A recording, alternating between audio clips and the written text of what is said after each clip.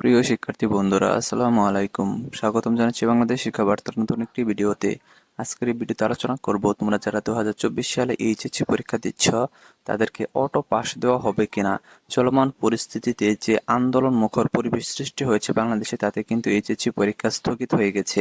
তোমাদের এর আগের পরীক্ষাগুলো, অনেকগুলো পরীক্ষা কিন্তু স্থগিত হয়েছে, যেগুলো তোমাদের 11 তারিখ অর্থাৎ তোমাদের যেদিন তোমাদের তৃতীয় অংশের পরীক্ষা শেষ হবে তারপরে কিন্তু শুরু হওয়ার কথা রয়েছে।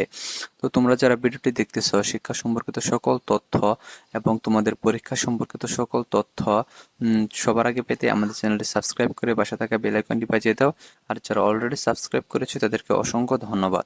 আর তোমরা যারা ভিডিওটি দেখতেছ, ভিডিওটিতে একটি লাইক দিয়ে তোমাদের কোনো প্রশ্ন থাকলে অবশ্যই কমেন্টে জানাবা, আমি উত্তর দেওয়ার চেষ্টা করব।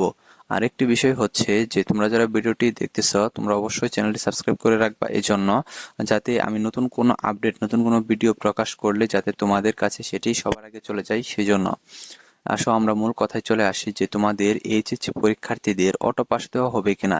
দেখো, তোমাদের যেহেতু এই আন্দোলনটা যেহেতু শুরু হয়েছে তোমাদের পরীক্ষার মাঝে, প্রত্যেক বছর দেখা যায় যে যত রকমের আন্দোলন আছে, সরকার বিরোধী আন্দোলন বলো, কোটা বিরোধী আন্দোলন বলো, হরতাল, অবরোধ, সবকিছু কিন্তু এসএসসি এবং এইচএসসি পরীক্ষার মধ্যে কিন্তু শুরু হয়।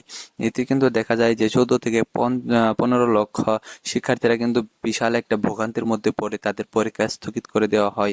তারা সঠিক সময়ে প্রিপারেশন নিতে পারে না, কিংবা তাদের মন ভেঙে যায়, পরীক্ষা থেকে মন উঠে যায়, এরকম একটা পরিস্থিতি সৃষ্টি হয়। এক্ষেত্রে কিন্তু দেখা যায় যে তোমাদের খাতা দেখার একটা বিষয় রয়েছে, যে টিচাররা কিভাবে খাতা দেখবে, পাশাপাশি তোমাদের পাশ করার একটি বিষয় রয়েছে, যে তোমাদের পাশ করিয়ে দেওয়া হবে কিভাবে বা পাশের হার কিরকম আসবে। তো তোমাদের পরীক্ষার উপর যদি খুব বেশি খারাপ প্রভাব পড়ে, তাহলে দেখা যাবে যে তো শিক্ষকেরাও কিন্তু সেটা বিবেচনা করবে এবং তোমাদের খাতাটা কিন্তু অনেক ভালোভাবে দেখবে, অনেক সহজভাবে দেখবে। এতে কিন্তু শিক্ষা বোর্ড বা শিক্ষা মন্ত্রণালয়ের নির্দেশও থাকতে পারে, যদি দেখে যে না, পরিস্থিতি খুবই ভয়াবহ এবং এর মধ্যে পরীক্ষা হয়েছে, তাহলে কিন্তু এভাবে দেওয়া হবে। আর যদি দেখা যায় যে পরিস্থিতি স্বাভাবিক হচ্ছেই না, অর্থাৎ আন্দোলনের পর আন্দোলন হতেই যাচ্ছে, যেমন ধরো তোমাদের 25 তারিখের পরীক্ষা স্থগিত হলো, তারপরে 28 তারিখের পরীক্ষা স্থগিত হলো, 1 তারিখের পরীক্ষা স্থগিত হলো, এখন 4 তারিখে তোমাদের পরীক্ষা হওয়ার কথা, এটাও নিয়েও কিন্তু স্থগিত হবে হবে এরকম একটা ভাব, মানে আলোচনা চলতেছে। কারণ তারা ছাত্র আন্দোলনে কিন্তু দেখা যাচ্ছে যে তারা কোনো প্রকার কিন্তু বিরতি নিচ্ছে না, অর্থাৎ তারা কারফিউ জারি করার পরেও, অর্থাৎ বাংলাদেশে তোমাদের এমন একটা অবস্থা ঘোষণা করা হয়েছে যে বিশেষ শোচনীয় অবস্থা, কারফিউ জারির মাধ্যমে, যেখানে গুলি করার পারমিশনও রয়েছে, তারপরেও কারফিউ জারি করার পরেও, কারফিউ তুলে নেওয়ার পরে কিন্তু পুনরায় কিন্তু আন্দোলনে নেমেছে।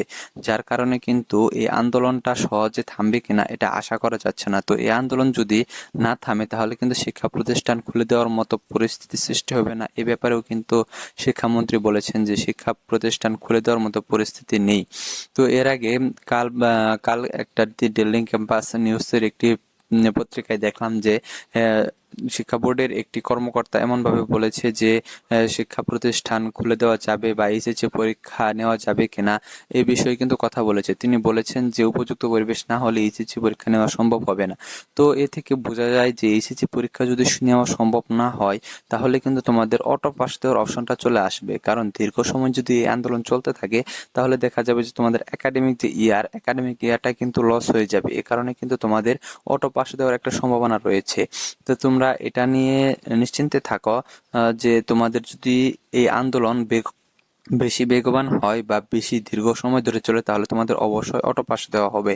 আর যদি আন্দোলন কিছুটা শিথিল হয়ে আসে, তাহলে কিন্তু অবশ্যই কিন্তু তোমাদের পরীক্ষার মাধ্যমেই কিন্তু তোমাদের রেজাল্ট প্রকাশিত হবে, অর্থাৎ তোমাদের পরবর্তী যে পরীক্ষাগুলো রয়েছে সেই পরবর্তী পরীক্ষাগুলো কিন্তু অনুষ্ঠিত হবে। কাজেই তোমরা যারা স্টুডেন্টরা রয়েছে, তোমরা অবশ্যই প্রত্যেকটা পরীক্ষারই পূর্ণ প্রস্তুতি নেবা। কারণ যে কোনো সময় তোমার এই আন্দোলন কিন্তু বন্ধ হয়ে যেতে পারে। যে কোনো সময় যদি বন্ধ হয়ে যায়, তার পরবর্তী পরীক্ষাটাই কিন্তু তোমাদের অবশ্যই অনুষ্ঠিত হবে। এই জন্য তোমরা কোনোভাবে প্রস্তুতি থেকে পেছপা হবা না। কারণ তোমাদের প্রস্তুতি যদি না নেও ভালোভাবে, তাহলে হঠাৎ করে যদি তোমাদের শিক্ষা প্রতিষ্ঠান খুলে দেয় এবং পরীক্ষা যদি চালু করে, তাহলে দেখা যাবে যে তোমাদের পরীক্ষা কিন্তু অনেক খারাপ হয়ে যাবে। এই জন্য তোমাদের অবশ্যই উচিত তোমাদের পূর্ব প্রস্তুতি ভালোভাবে নেওয়া। এই জন্য তোমাদের সবাইকে বলছি যে তোমরা সকলেই পরীক্ষা স্থগিত হোক বা পরীক্ষা বাতিল হোক, যে কিছুই হোক না কেন, বা অটো পাসের নিউজ চলে আসুক, যেটাই চলে আসুক না কেন, তোমরা অবশ্যই কিন্তু মনোযোগ দিয়ে ভালোভাবে লেখাপড়া করবা, যাতে তোমাদের পরীক্ষা যদিও চালু হয়, তাতে যেন তোমাদের উপর কোনো খারাপ প্রভাব না পড়ে যায়।